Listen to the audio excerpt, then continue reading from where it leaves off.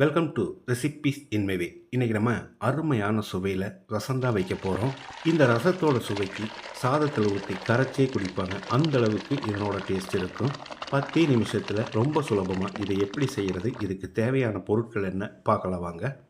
100 gram அளவுக்கு ஒரு தக்காளி, 2 வரமிளகாய், 1 கொத்து கறிவேப்பிலை, 1 டீஸ்பூன் சீரகம், 3 பல் பூண்டு, 1 டீஸ்பூன் மிளகு, அரை டீஸ்பூன் மஞ்சள் தூள், ஒரு சின்ன துண்டு புளி, 4 டேபிள் ஸ்பூன் துருவின தேங்காய். இது எல்லாத்தையும் மிக்ஸி ஜாரில் போட்டு பேஸ்ட்டாக அரைச்சி எடுத்துக்கலாம். ரொம்ப நைஸாக அரைக்க வேண்டாம், கொஞ்சம் குறகுறப்பாக அரைச்சிக்கலாம். 1/4 கப் துவரம்பருப்பு, 1/4 டீஸ்பூன் மஞ்சள் தூள், 3 கப் தண்ணியில் 3 விசில் விட்டு எடுத்து பருப்பையும் மசிச்சு வச்சுருக்கேன். இதை வாணலியில் ஊற்றிடலாம். இதோடைய நம்ம அரைச்ச பேஸ்ட்டையும் ஊற்றிடலாம். மிக்ஸி ஜார் அலசி கொஞ்சமாக தண்ணி ஊற்றிக்கலாம். இப்போ இதுக்கு தேவையான அளவு உப்பையும் போட்டுக்கலாம். நான் 3 டீஸ்பூன் உப்பு சேர்க்கிறேன், நீங்கள் பார்த்து போட்டுக்கோங்க.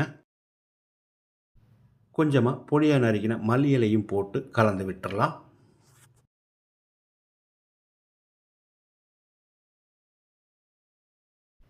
இது ரொம்ப கெட்டியாக இருக்கிறதால இன்னொரு அரை கப் தண்ணி சேர்த்து கொதிக்க விட்டுறலாம். நுர பொங்கி வர்ற அளவுக்கு கொதிச்சா மட்டும் போதும்.